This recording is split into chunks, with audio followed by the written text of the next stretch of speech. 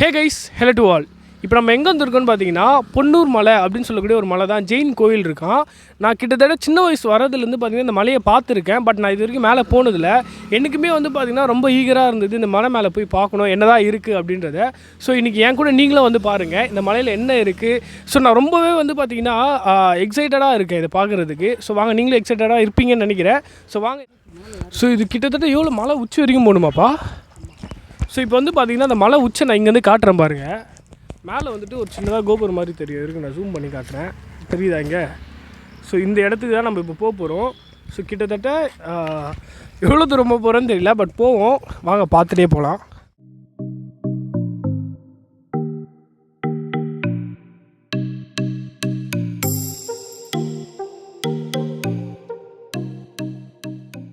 இந்த ஒரு கோயில் வந்து பார்த்திங்கன்னா காணும் பொங்கல் அன்றைக்கி தான் ரொம்பவே விசேஷமாக இருக்கும். ஏன்னா காணும் பொங்கல்னாலே ஒருத்தங்க வீட்டுக்கு போகிறது அண்ட் வெளியே போகிறது தான். ஸோ அப்போது வந்துட்டு இங்கே வந்து பார்த்திங்கன்னா இந்த ஒரு பொன்னூர் மலை வந்து நல்லா ஃபேமஸ்ஸு. ஸோ இந்த சுற்றி உள்ள இங்கே இருக்க எல்லா கிராமத்தில் இருக்க மக்களுமே வந்து பார்த்திங்கன்னா ஒரு நாள் வந்துட்டு ஜாலியாக என்ஜாய் பண்ணுற ஒரு நாள் தான் வந்து பார்த்திங்கன்னா காணும் பொங்கல் அன்றைக்கி வருவாங்க. பட் இந்த வருஷம் காணும் பொங்கல் வந்துட்டு லாக்டவுனில் வரதால் எல்லாருமே வந்துட்டு பார்த்திங்கன்னா மாட்டு பொங்கல் அன்றைக்கி வரலான்னு சொல்லிட்டு ட்ரை பண்ணுறாங்க. பட் வருஷம் இருக்கிற அளவுக்கு கூட்டம் கிடையாது, கம்மியாக தான் இருக்குது. பட் இருந்தாலும் வாங்க இந்த மலையில் போய் என்னென்ன இருக்குன்றதை போய் பார்த்துட்டே போகலாம்.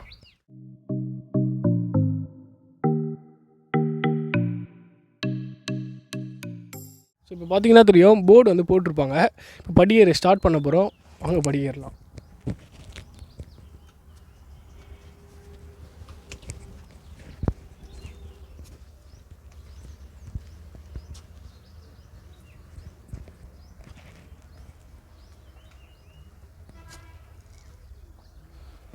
ஸோ இப்போ பார்த்தீங்கன்னா தெரியும், வேறு லெவலில் இருக்குது வியூ வந்துட்டு.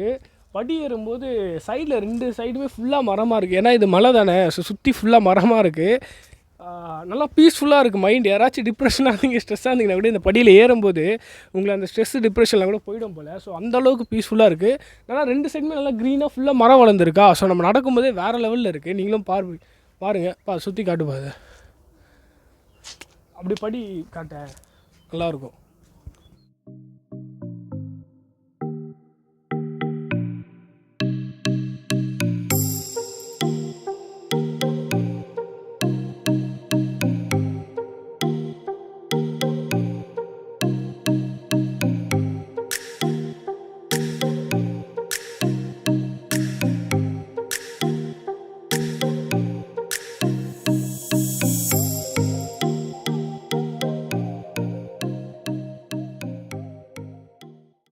இப்போ வந்து பார்த்திங்கன்னா டயர்டாக இருக்குன்னு சொல்லிட்டு ஒரு 5 நிமிஷம் இங்கே உட்காந்துட்டோம். ஒரு கொஞ்சம் தூரம் தான் வந்துருப்போம், அதுவே நல்லா ஏற முடியல. ஸோ வாங்க மீதி இன்னும் எவ்வளோ இருக்குன்றத பார்க்கலாம்.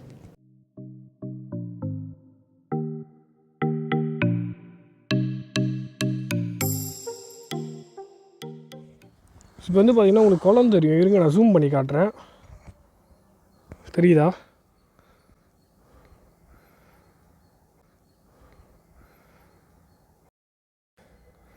சரி வாங்க, மேலே இன்னும் வேறு என்னென்ன இருக்குதுன்னு பார்க்கலாம்.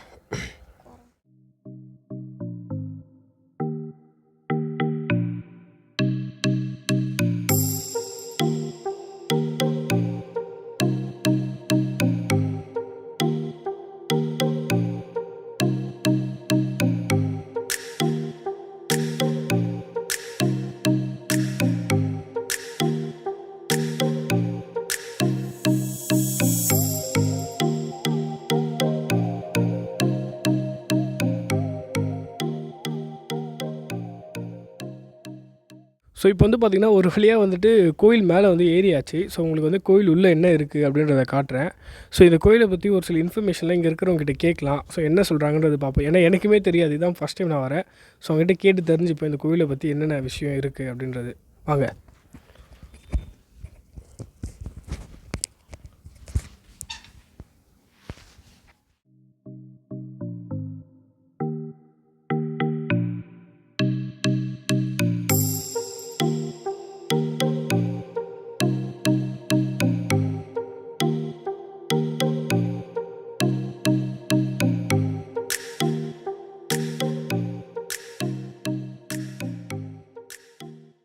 இந்த கோவில் வந்துட்டு எங்கே இருக்குது லொக்கேஷன் சொல்லிவிடுங்க பார்க்குறவங்க. ஏன்னா வரவங்க வந்து பார்ப்பாங்க இந்த கோயில் இருக்கிற இடம் பேர் வந்து பொன்னூர் மலை. இது வந்து வந்தவாசியிலிருந்து சேத்பட் போகிற வழியில் வந்தவாசி டு சேத்பட் வழியில் ஒரு 10 கிலோமீட்டரில் அமைஞ்சுள்ள ஒரு மலை. இந்த பொன்னூர் மலையோட சிறப்பு என்னென்னா, ஆச்சாரியார் குந்தகுந்தர் அவர் தான் திருக்குறள் ஆசிரியர். திருக்குறளை இயற்றியது அவர் தான். பல ஆயிரம் வருஷத்துக்கு முன்னாடி அவர் இங்கே வந்து இந்த மலையில் தவம் இருந்து திருக்குறளை இங்கே தான் ஏற்றினார். அதுக்குண்டான ஆதார சான்றுகள் எல்லாமே இருக்குது. அவர் இங்கேயே இருந்து சமண மதத்தை பற்றி எல்லாருக்கும் போதித்து திருக்குறளை ஏற்றி இங்கேயே சமாதி அடைந்து அவரோட பாதம் தான் இது. பல ஆயிரம் வருஷத்துக்கு முன்னாடி அவர் பேர் வந்து ஆச்சாரியார் குந்தகுந்தர்னர். அவரோட பாதத்தை இங்கே வச்சு அதுக்கப்புறம் இத்தனை வருஷமாக இருக்குன்னு யாருக்கும் தெரியாது. அதுக்கப்புறம் கொஞ்சம் கொஞ்சமாக வந்து இங்கே சுற்றுப்பட்டு இருக்க சமண மக்கள் வராங்க. ஒரு காணும் பொங்கல் அன்றைக்கும் இங்கே வந்து பூஜை நடக்கும். விசேஷமாக பண்ணுவாங்க பூஜை. இந்த வருஷம் காணும் பொங்கல் இல்லைன்றதால இருக்காது. மற்றபடி வருஷம் அருமையாக பண்ணுவாங்க பூஜை.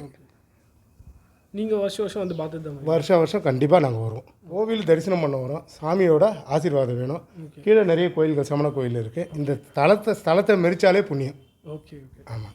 சரி, சொல்லியிருப்பார், கேட்டிருப்பீங்க இந்த கோயிலை பற்றி. ஏன்னா நானே இப்போ தான் ஃபர்ஸ்ட் டைம் வரேன் இங்கே.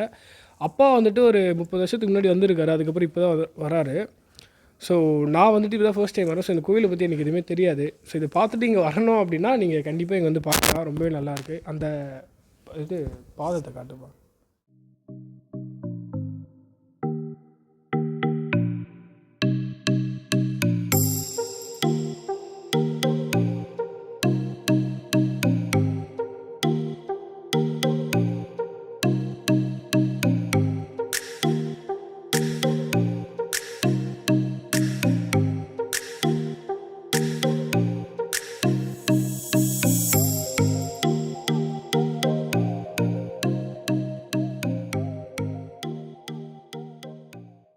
படுக்கையெல்லாம் இருக்குது. முனிவரெல்லாம் அங்கே பொறுத்த சின்ன கோகை சின்னதாக இருக்குது. சரி.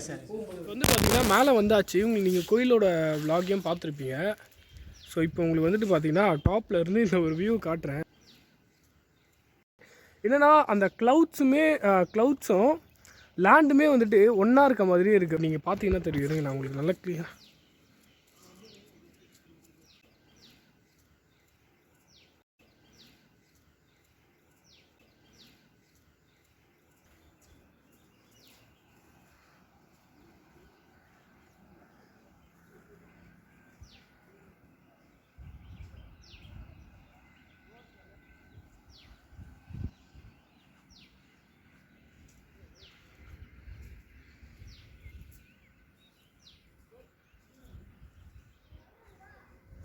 ஸோ இங்கே வந்து பார்த்திங்கன்னா கோவில் இருக்குது. ஸோ இங்கே அவர் சொன்ன குகை இருக்குன்னாரு. ஸோ வாங்க அந்த ஒரு குகையும் வந்துட்டு எப்படி இருக்குன்றதை பார்க்கலாம்.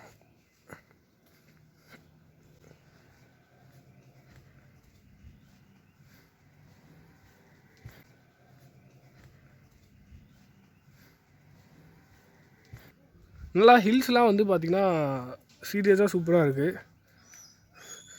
ஸோ இந்த பாதையுமே வந்துட்டு வேறு லெவலில் இருக்குது.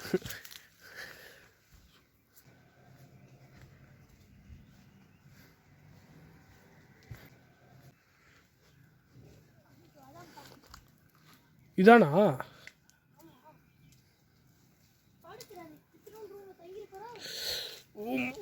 கல்லாக இருக்குது. வந்து பார்த்திங்கன்னா தெரியும்.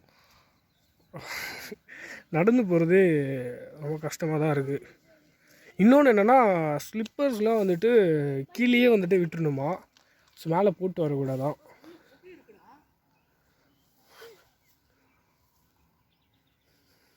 ஸோ அதை பார்ப்போம். ரொம்பவே கஷ்டமாக இருக்குது இங்கே வந்து நடந்து போகுது.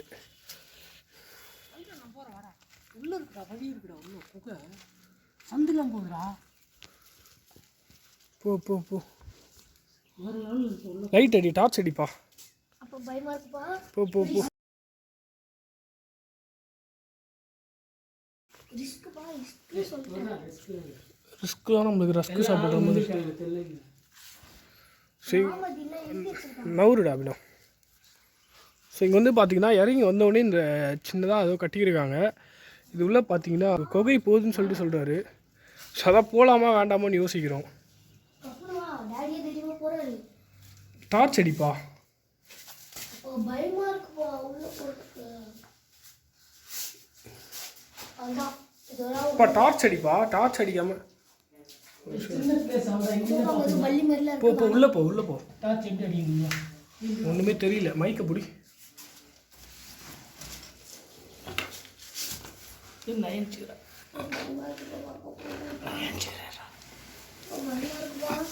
பயமா இருக்கா? ஏன்டா பயப்படுறேன்?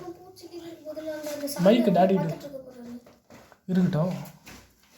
சாமியார் உள்ள படுத்து தெரியவே இல்லைப்பா ஒன்றுமே. ஒருவேளை இதான் இந்த பிளேஸோட மகிமையோ? ஆன் பண்ணி தான் இருக்கு, ஆனால் ஒன்றுமே தெரிய மாட்டேங்குது. இவ்வளோ வெளிச்சம் அடிச்சு. எதிர்க்கு ஒரு குகை இருக்கு டாடி. அங்கே ஏதோ பானை மட்டும் ஒன்று இருக்குது, ஒன்றுமே தெரியல. ஆனால் சீரியஸாக ஒன்றுமே தெரியல. இங்கே வந்தால் வச்சு தெரியுது. ஐயோ வேணாம்ப்பா எப்பா போலாம். பா இங்கே பாரு, இங்கே வந்து பாரு, சீக்கிரம் வாயேன், சீக்கிரம் வாப்பா. இங்கே வரைக்கும் தெரியுதா? இங்கே நல்லா வீடு வெளிச்சமாக தானே இருக்குது. ஆனால் பாரு, இங்கே பாரு, ஃபுல்லாக நல்லா வெளிச்சமாக இருக்கு, ஆனால் தெரிய மாட்டேங்குது பாரு. இங்கே நல்லா வெளிச்சமாக இருக்கு, நல்லா வெளிச்சமாக இருக்குது பாரு. அதுக்கு மேலே தெரிய மாட்டேங்குது. இங்கே நல்லா வெளிச்சமாக இருக்குது. இப்போ நம்ம இதே வெளியே இந்த ரேஞ்சுக்கு எடுத்தால் இருக்கும். வெளியே இந்த எடுத்து பாரு. போயிடலாம் பயமா இருக்குப்பா. போடா ஒன்று போயிடலாம் பயமா இருக்கு. ஏய் இருடா, இங்கே தெரியுதா? இதுக்கு மேலே போனால் தெரிய மாட்டேங்குது, ஆனால் செம்ம வெளிச்சமாக இருக்குது. இங்கே பாரு, இந்த வெளிச்சம் தெரியும் தானே? ஃபுல்லாக ஜன்னல் இருக்குது, ஜன்னலுக்கு வெளியே நல்லா வெளிச்சம் அடிக்குது, ஆனால் தெரிய மாட்டேங்குது. இந்த ஜன்னல் தாண்டினாலே வர மாட்டேங்குது. அப்பா பயமா இருக்குப்பா. ஏய் ஏன்டா இருடா. இங்கே 2 ஜன்னல் இருக்குது, ஃபுல்லாக வெளிச்சம் அடிக்குது, ஆனால் சுத்தமாக ஜன்னலை நவுத்துனா தெரிய மாட்டேங்குது. ஸோ இங்கே பார்த்தீங்கன்னா இப்படி ஃபோனை அப்படி நம்ம டாப் சர்ச்சில் என்ன அடித்தாலும் தெரியாது போல. ஸோ இங்கே வந்து பார்த்தீங்கன்னா சீரியஸாக வேறு லெவலான ஒரு விஷயம் வந்து இருக்குது. நான் வீடியோ எடுக்கும்போது தான் பார்த்தேன். ஸோ இங்கே 2 ஜன்னல் இருக்குது, சின்னதாக ஒரு ரூம் மாதிரி இருக்குது, உள்ளே குகை போகுது. அந்த குகைவில் பார்த்தீங்கன்னா ஒரு ஏதோ காலியாக தான் இருக்குது, சின்னதாக பானை மாதிரி இருந்தது, என்னன்னு தெரியல, இவங்க வச்சுருப்பாங்க. இங்கே ஒரு ஜன்னல் இருக்குது, அண்டு இங்கேருந்து ஒரு ஜன்னல் இருக்குது. நல்லா இந்த ரூம் நல்லா வெளிச்சமாக இருக்குது. பட் இந்த ஜன்னலை தாண்டி நான் இங்கே காமிச்சேன்னா ரூம் ஃபுல்லாகவே பிளாக்காக தான் தெரியுது. நான் இத்தனைக்கும் ஃபுல் பிரைட்னஸ் வச்சுருக்கேன், ஸோ சுத்தமாக தெரிய மாட்டேங்குது. தர கூட வந்து பார்த்திங்கன்னா தெரியும், இங்கே சுத்தமாக தெரியல. பட் ஆனால் இங்கே பாருங்கள், படி போது நல்லா வெயில் அடிக்குது உள்ளே, உங்களுக்கு தெரியும் நினைக்கிறேன். நல்லா வெயில் ஷேட் நல்லா உள்ளே அடிக்குது. ஆனால் இந்த படியை தாண்டின உடனே உள்ளே சுத்தமாக தெரிய மாட்டேங்குது, ஃபுல் பிளாக் ஆகிடுது.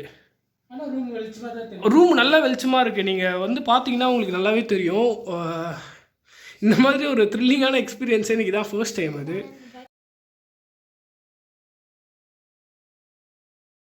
இங்கே பாருங்கள், ஜன்னல் இருக்குது, இந்த ரூம் உள்ளே தான் நான் இருக்கேன். ஆனால் இந்த ஜன்னல் தாண்டிட்டோன்னே நல்லா வெளிச்சமாக இருக்கு, ஆனால் எதுவுமே தெரிய மாட்டேங்குது. சரி வாங்க வெளியே போவோம். நீங்கள் அது எப்படி அது பாரு அவ்வளோ வெளிச்சமாக இருக்குது. ஆனால் கூட பாரு நம்ம அந்த ரூம் கட்டி அதுக்குள்ளே குகை வச்சுருக்காங்க பாரு. குகைக்கு மேலே இந்த ரூம் கட்டியிருக்காங்க அவங்க. சரி இந்த ஜன்னல் தான் அது. எனக்கே த்ரில்லிங்காக தான் இருந்தது உள்ளே போய் அதை எடுக்கும்போது.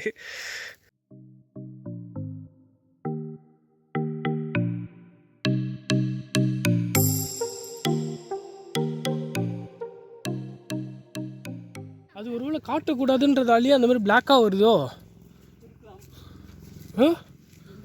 வீடியோவில் யாரும் பார்க்கக்கூடாது. டார்ச் அடிக்கணும், அவ்வளோ வெளிச்சம் அடிக்குது, ஆனால் உள்ள ஒன்றுமே தெரிய மாட்டேங்குது.